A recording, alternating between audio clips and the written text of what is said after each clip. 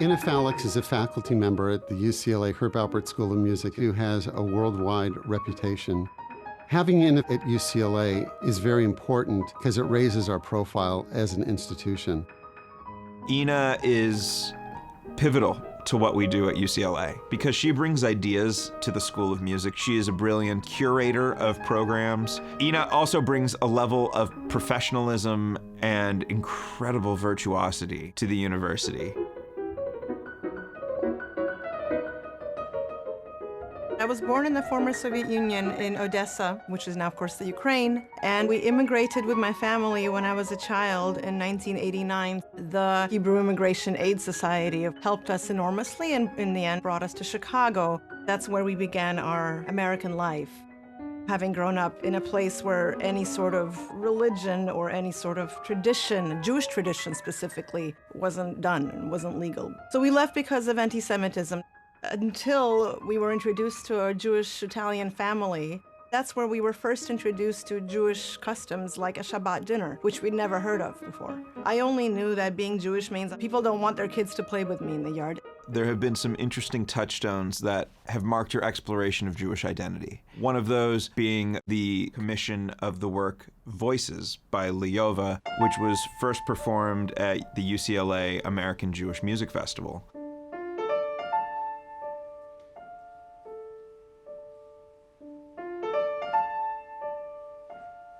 Lyova and I met a long time ago in New York. She was a Russian pianist. I was a Russian violist. I thought this was a match made in heaven. She had an opportunity to commission a small piece, so I went to the library and I took out CD after CD of great control recordings, and I came upon these recordings by Gershon Sirota, and I fell in love with them.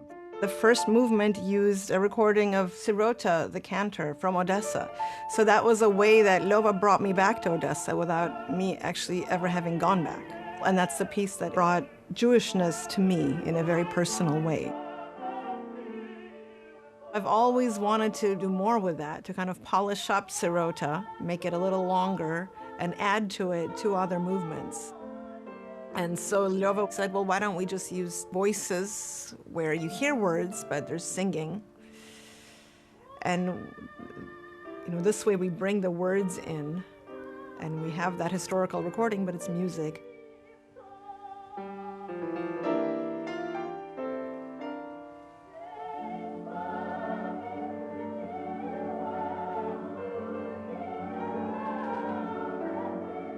So I told Lyova I want a balance, so I want music that may be from prayers and also music that could be dance music, klezmer music. I had Gershon Sirota on one side, and I wanted to do something that featured a female cantor singing liturgical music.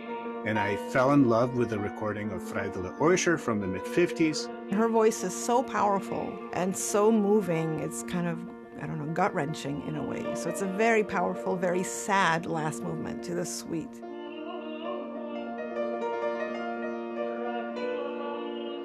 In terms of the middle piece, there was this recording of this clarinetist playing this little, joke. It was called alter joke, old little dance. I took this and I transformed it from an alter joke, it became an altered joke. That's how the suite came together.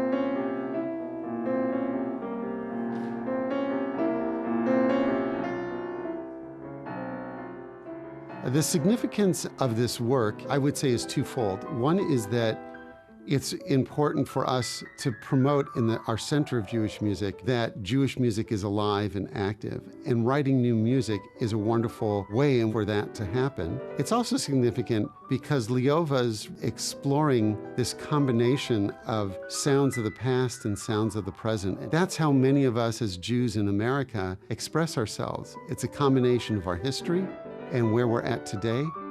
I think that students need to be educated about not just Jewish music, but Jewish history and anti-Semitism.